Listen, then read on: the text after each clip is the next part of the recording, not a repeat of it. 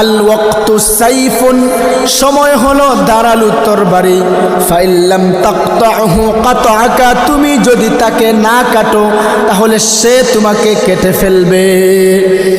2 নম্বর, নাফসুকা in শাগালতাহা বিল হক ওয়া ইল্লা শাগালাতকা বিল বাতিল, তুমি তোমার নফসকে ভালো কাজে ব্যস্ত রাখবা, নতুবা তোমার নফস তোমাকে গুনাহের কাজে লাগিয়ে দেবে। 6টি জিনিস এমন আছে যে 6টি জিনিস আল্লাহ তাআলার কাছে চেয়ে নেওয়া উচিত। নাম্বার 1, শারীরিক সুস্থতা, এটা আল্লাহ তাআলার কাছে চেয়ে নেওয়া উচিত। এই শারীরিক সুস্থতার ব্যাপারে আমরা কয়েকটি কথা শুনব। 1 নম্বর, আল্লাহ তাআলা আমাদেরকে যত নেয়ামত দান করেছেন তা যদি আমরা গণনা করি তাহলে তা গণনা করে শেষ করতে পারবো না।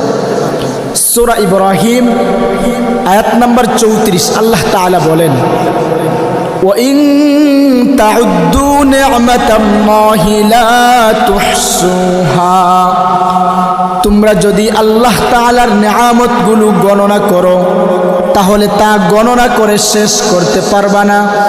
ইন্নাল ইনসানা লাযালুমুন কাফফার, নিশ্চয় মানুষ অতিশয় জালেম অকৃতজ্ঞ।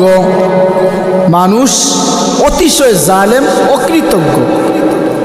সূরা নাহলের ৭৮ নম্বর আয়াতে আল্লাহ তাআলা বলেন, ওয়াল্লাহু আখরাজাকুম মিন বুতুন